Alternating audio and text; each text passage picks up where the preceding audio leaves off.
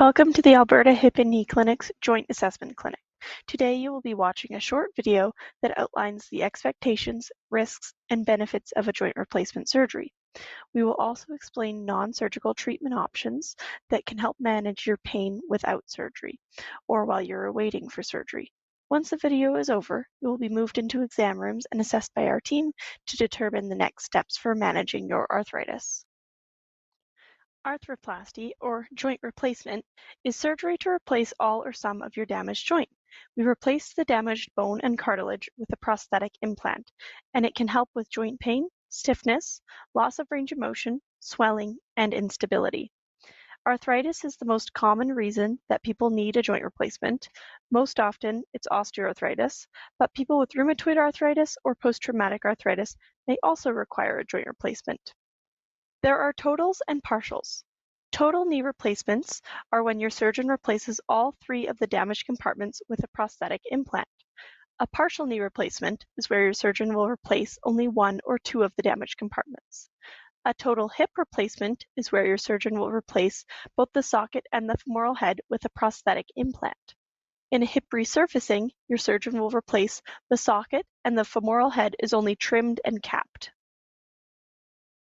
In these diagrams, you will see on the left a total knee replacement, on the right a total hip replacement. The components of the artificial joint are made of metal and strong plastic. The prosthetic parts are meant to recreate your natural tissues. For example, they might use spacers to mimic natural cartilage. If needed, they may also reshape your bones around the joint to fit the new prosthetic. In these diagrams, you're able to compare a total replacement and a partial replacement. On the left-hand side, you can see the difference between a total knee replacement and the partial. When they only replace one compartment, it is called a unicompartmental replacement. Your surgeon may also replace only 2 out of 3 compartments. This would be a bicompartmental replacement. On the right-hand side, you can see the difference between a total hip replacement and a Birmingham hip resurfacing. Several factors are considered when determining if you are a candidate for the resurfacing versus a total, like your age, activity level, and bone health. Some post-op considerations. The hospital stay for a joint replacement is very short. Some will stay in the hospital only overnight, while others might go home the same day. People need to arrange for help at home after surgery and for a ride home from the hospital. Driving is restricted for up to 6 weeks because of the surgical recovery's effect on your reaction time. Flying is restricted for 3 months, as flying will greatly increase your risk for developing a blood clot. You need to be consistent with a regime of limited activity and appropriate exercise in order to regain motion and strength. This regime is like a full-time job. It is very time-consuming and it may be painful. Alberta Health Services offers some physiotherapy to help guide people through their recovery. The hard work doesn't end there. Most of the rehab will be done at home, and people need to continue these exercises and limited activity independently once they're finished with their physiotherapists. The average time off work will be about 3 months, and it might take a year or more to fully recover from a joint replacement. Who is a surgical candidate? X-rays don't tell us the complete story. There can be joint degeneration or arthritis on your X-ray, and you still might not be a surgical candidate yet. Other factors that need to be considered are significant pain that regularly limits activities of daily living and affects your quality of life. You are consistently avoiding or giving up activities because of pain. Loss of mobility in the joint. You are aware of potential risks or limitations that will come with surgery. For example, sticking to low-impact activities, accepting position limitations to things like squatting or kneeling, and understanding that there may be ongoing pain. Also, you have optimized your health to be a good surgical candidate. Now, who is not a surgical candidate at this time? People whose pain is not super severe or is infrequent. Pain improves with conservative measures for management, which we will discuss. Pain improves when modifying or decreasing activity. People have an expectation to return to very high levels of activity, for example, downhill skiing or running. These people might be disappointed with their outcomes.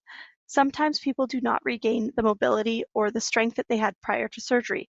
Thus, they cannot do these high impact activities, or they can have a limitation to squatting and kneeling, and will have to change some of their typical activities of daily living or recreation activities. High impact things like running, jumping, and sports will also wear your joints out quicker and put you at a greater risk for injury. The benefits of joint replacement. Joint replacement can be life-changing, and most patients experience the following benefits: relieved or reduced pain, regained strength and mobility, improved ability to do activities of daily living, improved quality of life, regained independence, and return to appropriate recreation activities, for example, walking, cycling, hiking, and swimming. Once you have recovered, these low-impact activities and controlled recreation are safe to return to. What happens if you need a joint replacement and put it off? Arthritis does not improve or reverse. If untreated, the condition of your joint will continue to deteriorate. This deterioration will happen very slowly, so you can keep an eye on your arthritis by managing with your doctor and by completing annual x-rays. Severe osteoarthritis is not life-threatening. However, the pain and limited joint movement it causes can significantly impact one's quality of life. Conditions that will put you at a higher risk for surgical complications are smoking, uncontrolled diabetes, cardiac or pulmonary issues, previous infections, previous blood clots, excess body weight, meaning a BMI of greater than 40, or sleep apnea. These issues can make you a poor candidate for joint replacement and increase your risk of surgical complications. You can work with your family doctor to ensure these don't affect your eligibility for surgery should it be offered to you. Risks of surgery. Surgical risks are discussed with your surgeon before you consent to surgery. Be sure that the pain and dysfunction you have are worth it for the risks. Infection may require multiple surgeries to resolve, and in cases of very deep infection, amputation is the last resort. Anesthesia also comes with risks, for example, death, stroke, or heart attack. Blood clots can happen in your legs or lungs. There can be injuries to nerves resulting in nerve pain or drop foot, a fracture during the time of surgery, stiffness in the case of knee replacements, dislocation in the case of hip replacements, worsening of chronic conditions like kidney or heart problems, or even dementia, and there is potential for incomplete pain relief. Joint replacements are a pain reduction strategy, and having surgery may not eliminate all of your pain. There is also a chance that you may require the use of a walking aid long term. Some people may have a limp after surgery and require that aid to correct the limp. What do we try before considering surgery? Physiotherapy, exercise, thermal agents like heat or cold, bracing, walking aids, and medication or injections. The expectation is that you've tried a number of non-surgical options prior to talking to your surgeon. Surgery should never be the first option. I will talk more about these in detail. Disuse of your painful leg leads to weakness, which can compound your symptoms. Improving your strength, balance, and learning to move with control can help manage and improve your pain and function. Pain that comes with exercise and activity does not mean that you're damaging your joint. It is a result of inflammation that occurs when there is poor control during a movement. Improving your strength and control will result in less inflammation during activity, allowing you to build a tolerance. The trick is to find the right starting point and an appropriate progression of exercise. To regain your strength, adding in exercise is the best way to do it. Just relying on your baseline activity level or daily chores is not enough. Strength exercises are essential to build muscles to support your joints. If you're not sure where to get started, reach out to a professional. But adding low-impact, controlled resistance exercise can do great things in decreasing your pain. Some places where you can go for help with getting stronger would be seeing a physiotherapist, kinesiologist, or qualified exercise trainers. Group fitness programs, for example, GLAD. GLAD is an 8-week physiotherapist-led exercise program. It is designed for people living with arthritis in their hips and knees and has been extremely successful in pain reduction. Also, going to the pool and swimming, going to fitness centers or gyms, and even just exercising at home. It does not have to cost you anything to get started. Once you learn what to do, you can exercise at home using what you have. For example, just a chair, your bed, exercise bands, light weights, or even a bike or treadmill if you have access to one. Aim to include the strength exercises regularly. It is safe to work on these daily, and at a minimum, at least half the days of the week to be successful. Try to build it into your routine. You do not want to start out with long periods of exercise, especially if you haven't been doing much because of your joint pain. Start with only a couple of exercises at low repetitions, between 5 to 10, and you can build this up as you get stronger. When you finish exercising, use ice or heat to help manage your discomfort.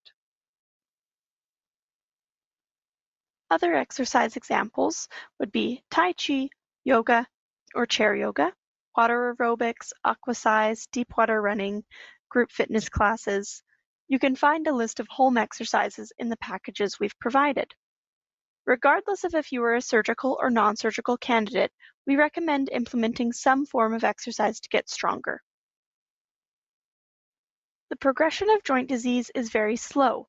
Your symptoms, the pain, stiffness, swelling, can change rapidly without any change on x-rays. Right now, you might be experiencing really high pain one day and then very little pain on another day. If we can manage your symptoms and decrease your pain through exercise and/or physiotherapy, you might be able to prolong the lifespan of your joints and avoid joint replacement surgery. Thermal agents can be a helpful tool in managing your pain. Heat or cold can help with pain, stiffness, and swelling. They can be used before or after exercise, depending on your preference, and can be reapplied as many times as you want throughout the day. Remember, if you are using heat or cold, to only do it in 10 to 15-minute intervals to avoid any burns. Bracing can also help with knee pain during weight-bearing activities. The simplest option is a knee sleeve. The knee sleeve provides compression, which gives the knee a greater feeling of stability. That compression can also help manage swelling. There are also offloading knee braces. The offloading brace is designed to take the pressure out of the worst section of your knee and reduce your pain while weight-bearing. Price of these braces is often the biggest barrier. However, certain braces are covered by Alberta Aids to Daily Living with a prescription from your doctor. So if you are over the age of 65 and require full-time bracing, you would be 100% covered for an offloading knee brace by Alberta Aids to Daily Living. If you are interested in trying this brace, speak with our team today. People under the age of 65 are eligible for some coverage, but likely not 100%. Everyone has more information on this in their packages. Body weight and arthritis are important factors to consider as well, as carrying extra weight puts more force through your joints. For about every pound of weight you carry, there are 4 pounds more pressure in each joint. That means a manageable weight loss of 10 to 15 pounds can reduce the forces going through your joints by 40 to 60 pounds, which may significantly reduce pain. There is also evidence that excess body fat creates and releases chemicals that lead to inflammation, which can contribute to more pain. A BMI of greater than 40 can lead to increased risks of several complications during surgery. For example, poor wound healing, increased risk of infection, heart problems, or blood clots. If you have been previously unsuccessful with weight loss, the Alberta Hip and Knee Clinic has partnered with the Alberta Obesity Centre to provide a medically guided weight loss program. They have a highly successful multidisciplinary program that is offered free of charge to Albertans, and they are set up for all virtual consultations. So you would just be speaking with them over the phone and over email. You would not have to go anywhere to see them. If you are interested in AOC, speak with the team today, and more information is in the packages we've provided. Limping indicates that you could benefit from the use of a walking aid. An appropriate walking aid should correct an antalgic gait, aka limping. Also, it should decrease your pain while walking, increase your stability, decrease your risk of falling, increase your walking distance, making you more confident in your activities. Examples of walking aids are canes, walking poles or walking sticks, crutches, and walkers. If you are currently using a cane or a walking stick and you're still limping or in pain or feel unstable, it might be time to consider moving to a more supportive aid. Injections can also be used to manage your pain and arthritis. Injections of cortisone, which is a very strong anti-inflammatory agent, or artificial joint fluid, hyaluronic acid, are usually done in radiology clinics. They are the most effective when they're done in cases of mild to moderate knee arthritis, generally less effective as arthritis becomes more severe. They can be injected into an arthritic joint about every 3 months if they're helping. You might have heard of stem cell or platelet-rich plasma injections for arthritis. While there is no conclusive evidence on these, they are also quite expensive. And since there is no guarantee that they work for you, our surgeons typically aren't recommending them. Dressing aids can be very helpful for people with stiff and sore hips and backs. These people may benefit from the aids such as a long-handled reacher or grabber, sock aids, and long-handled shoehorns. These tools allow you to do activities of daily living independently, and this might help improve quality of life in patients. They are also very helpful after a joint replacement surgery, especially for people having a hip replacement, as the hip flexion is limited after a joint replacement. Any medical supply store sells them, and they can even be purchased online through places like Amazon.ca. Surgery can be life-changing, but it should be the last resort. Surgery is not a surefire cure or easy solution to your arthritic symptoms. It does not give you back all of the abilities you had prior to developing arthritis. The risks of surgery are real, and although the rate of complications is low, if complications did happen to you, they can be life-changing. You have to be sure that the pain and dysfunction you are experiencing is bad enough to be worth the risks. Think about the different tools we've discussed and if you are interested in trying any of them, and make a plan. These tools may help you manage your pain more effectively, and remember that improving your pain and function is the ultimate goal. Please stay in your seats, and our medical office assistant has set a timer and will return to room you shortly. After they measure your height and weight, a nurse, kinesiologist, and the screening physician will assess you. The goal of today's assessment is to determine who is potentially eligible for a joint replacement and who might benefit from further non-surgical treatment at this time. Whatever conclusion is made today, you'll be given the Joint Assessment Clinic's contact information for if you have any further questions or if you require a follow-up. A summary of your assessment will be sent to your referring physician. Thank you for your attention.